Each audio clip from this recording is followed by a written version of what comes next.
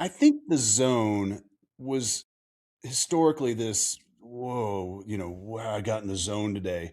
What it really is just a moving meditation. You can do it kind of intentionally.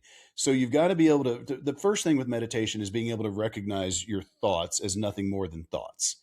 But the key is when you're in the hunt in a golf tournament, or you're around the cut line, or you've got a personal best going, your thought process starts speeding up, period. You start getting higher energy. You start running all these iterations of what's the cut going to be, what's the winning score going to be.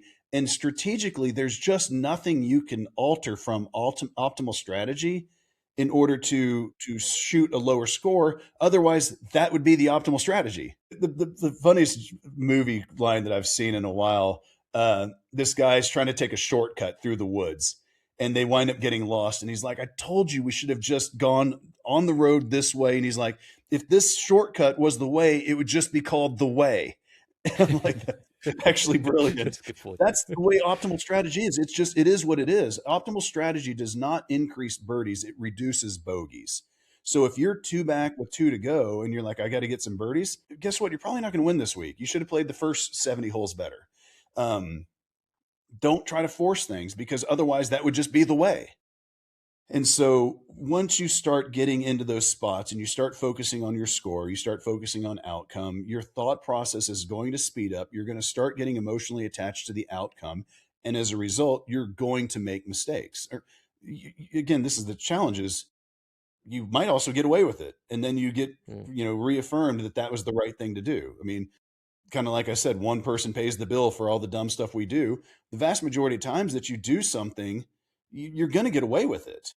But you just don't realize it's that time every 10th try that you do it, that you don't get away with it, that you make a double or something that impacts your overall scoring average for a net loss. I mean, people ask me if they should ever deviate from decade.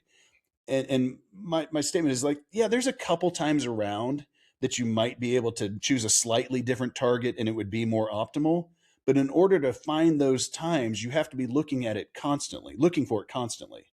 And that's just exhausting. Part of, and I would not have thought of this until Stuart Sink said it, part of what Decade does for him is it just gives him a systematic way to make a decision, which takes all the mental stress out of it.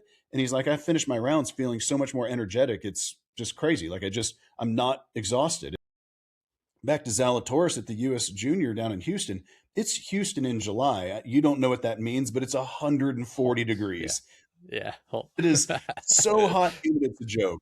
And we played 3 straight 36-hole days on the heels of playing 5 straight 18-hole days. And we were laughing driving home each day. We're like, I'm just not that tired. And at the end of the day, it was because I didn't have to hit golf shots. All I had to do was think.